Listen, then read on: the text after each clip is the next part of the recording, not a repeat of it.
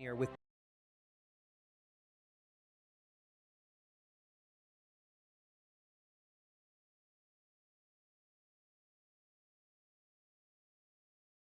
digital ID mandatory for the right to work. They've only gone and done it. The UK are introducing digital ID, mandatory. You will be forced at all times to carry digital ID. Have you got your identity card? It will ultimately be connected to your medical records, your ability to purchase, and of course your ability to vote and move freely. Why? What's next? Insert in the right hand. Kier Starmer is the Revelations Prime Minister of the UK, actually bringing into policy the predictions of Scripture. Is this it? Which horseman are you, Kier? Let's get into Britain, ID nation, fallen Orwellian state. I want to see your identity card! Let's firstly start with his confirmation of that policy.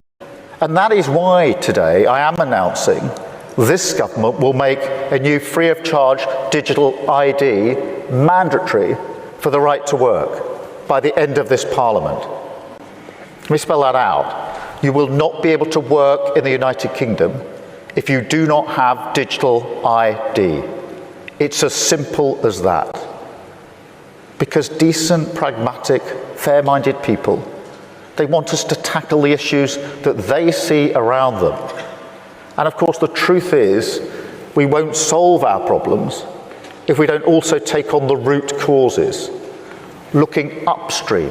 He seems pretty confident, authoritarian, almost dictatorial, so he must have a powerful mandate for these policies, right? No, he's the least popular Prime Minister that we've ever had. And by God, we've had some real humdingers. A glance through the annals, I said annals, reveals some of the most ludicrous, outrageous and inept nitwits that history could ever cough up.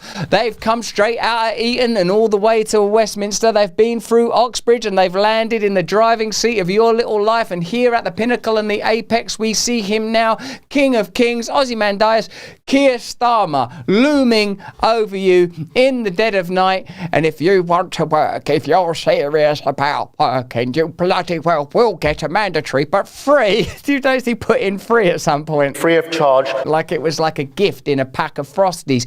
ID card.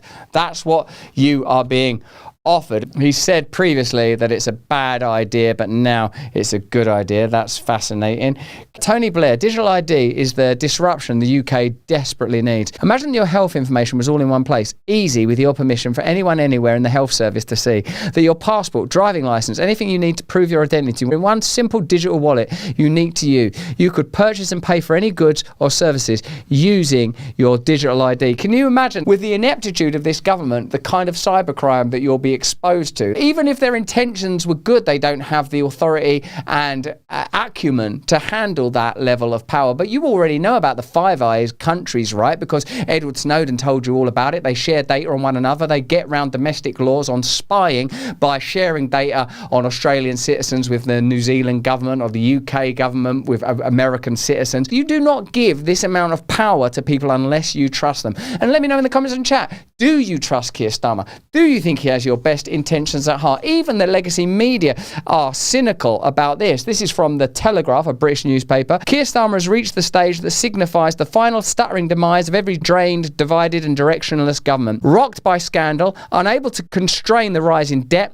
and desperate to change the subject, he's hit on that perennial answer in search of a problem: mandatory ID cards. ID cards are always sold as the answer to whatever is bothering voters at that moment. That is what happens. Are you worried about COVID? Have an ID card. Are you worried about AIDS? Have an ID card. Are you worried about migrants? Have an ID card. Are you worried that you've been found out with Ukrainian rent boys? Don't have an ID card. That's not my ID. I don't know where they came from. Now it happens to be illegal immigration. In reality, of course, the solution to illegal immigration is to stop people entering the country improperly rather than to tighten controls on the entire problem. ID cards have done nothing to solve the problem on the continent. The arguments in favour of the plan have swithered around a bit over the last 30 years, but that can't can't be said to have advanced. Blair is making exactly the same case he was making when he left office in 2007. The arguments against, though, have become vastly more potent as technology has put previously unimaginable powers into the hands of state officials. This is no longer an abstract danger. We can see how those powers are abused overseas. At the beginning of the pandemic era, what we felt was that countries like yours and mine were distinct and significantly different from the China of the Chinese Communist Party. That British people and American people wouldn't sit obediently and compliantly in their homes, wouldn't wear masks, wouldn't take vaccines unless there was clear, demonstrable data that they were reliable. Now, at the beginning of the pandemic, there was this sort of flow, this outpouring of well-being and kind of a sense of unity, cohesion and togetherness, which quickly collapsed and faded when people, to some degree or another, realised they were being lied to and exploited. Let's have a look at how the UK plan to use digital ID systems that appear already to be operating in China. China has steadily made its cards more powerful, beginning with laminated cards in the 80s, and they became fully digital this year. At every stage, the changes were presented as measures against identity theft and money laundering. Good for convenience and safety, of course. China Daily, the English language newspaper published by the Central Propaganda Department. At least in China, they call it the Central Propaganda Department. In Britain, they call it things like the BBC.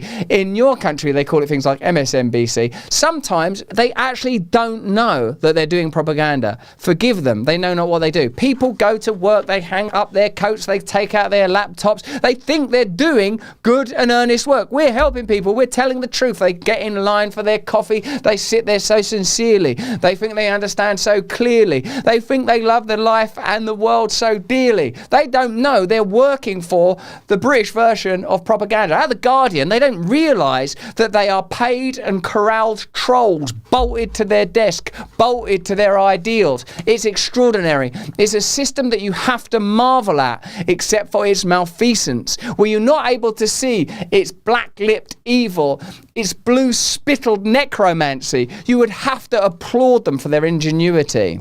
What makes Balance of Nature unique? Their supplements are the result of years of research and are manufactured under current good manufacturing practices with regular third-party lab testing. They never add sugar or anything artificial. Any sugars occur naturally. Balance of Nature delivers the phytonutrients that naturally occur in 47 whole fruits, vegetables, spices and fibres. Their fruits and veggie supplements include 31 colourful ingredients like mango, pineapple, wild blueberries, spinach, kale and broccoli. Their fibre and spice blend features 4 whole fibres, psyllium husk, flaxseed, whole apple and monk fruit, plus 12 aromatic spices such as cinnamon, turmeric and cardamom. More than 90% of Americans don't get enough dietary fibre. Their stools are thin or watery. Balance of Nature makes it easy. No bags, no mess, just clean quality ingredients with a long shelf life. Take them with water, chew them or mix them in a food or drink. Sign up with the code Russell, that's 2 S's and L's. Go to balanceofnature.com, sign up as a new preferred customer with the code Russell and you'll get 35% off your first order plus a free fibre and spice supplement. Hurry!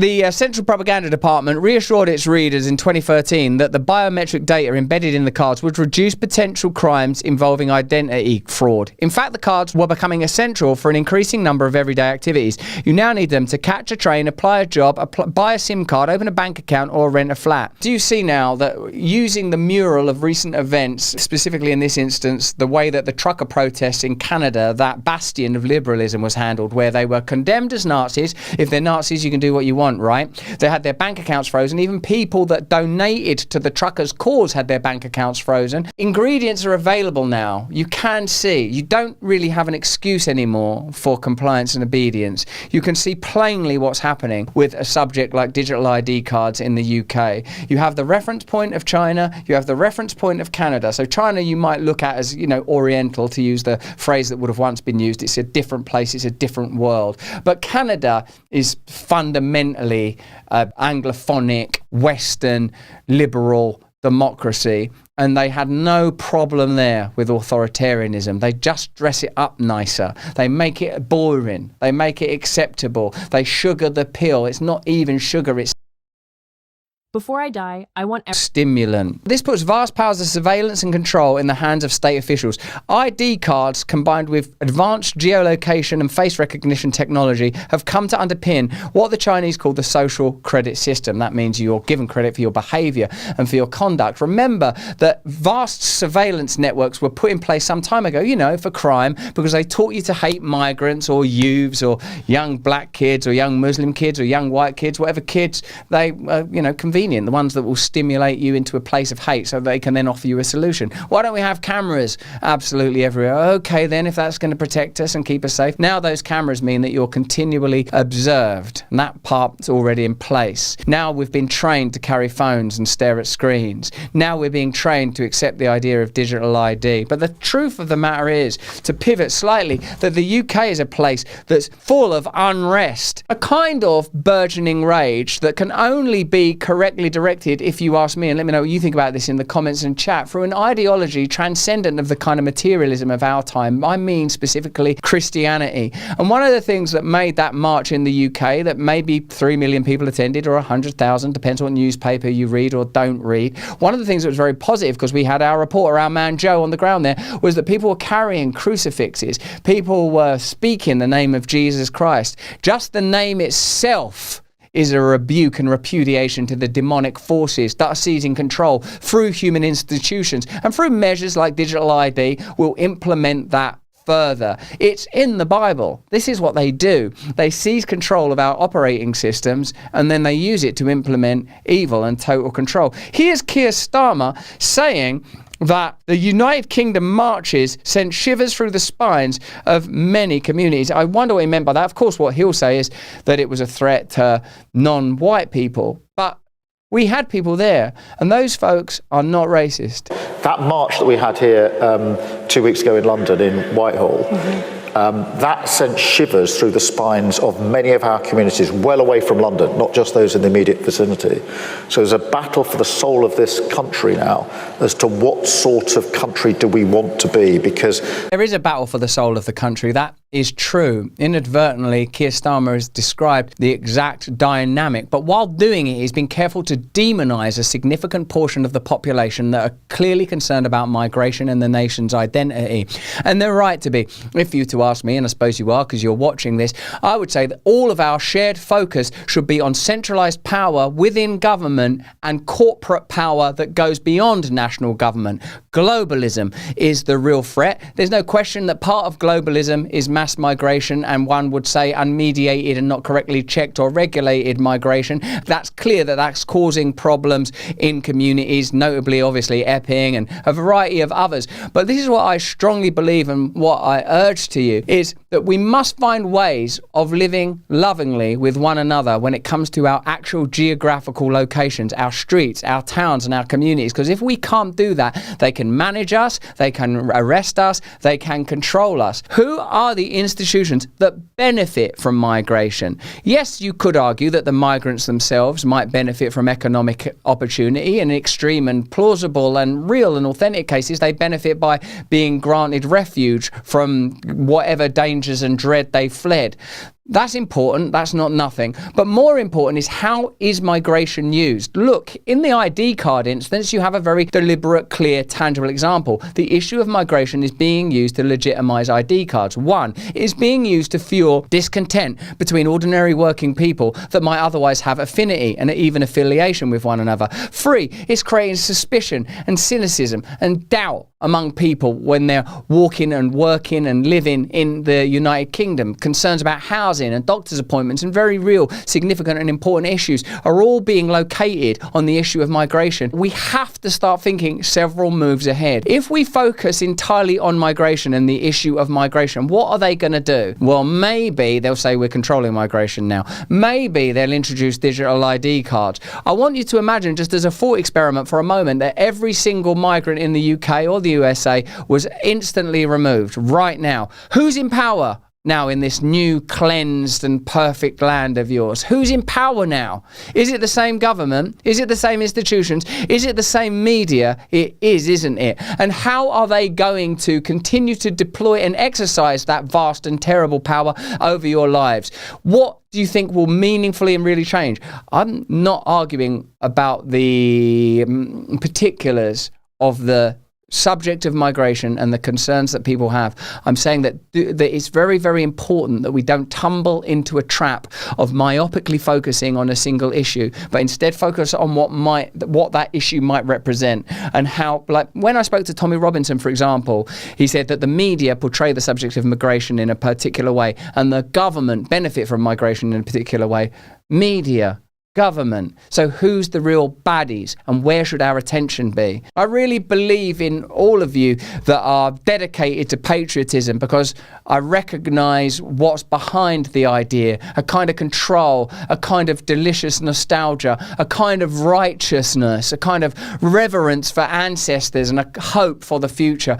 My only prayer is that we incorporate into this idea the true power of permanent government beyond national government and within it, the true power of media, the entire spectrum of national and international media, its ability to influence and control conversations and therefore policy and therefore events, and indeed beyond even that, sets of institutional power that have to be seen as global. Somehow we have to hold all this in our hearts and minds, and we can't do that without Christ, or, I only know that path, so I can only advocate for the path that I've been shown.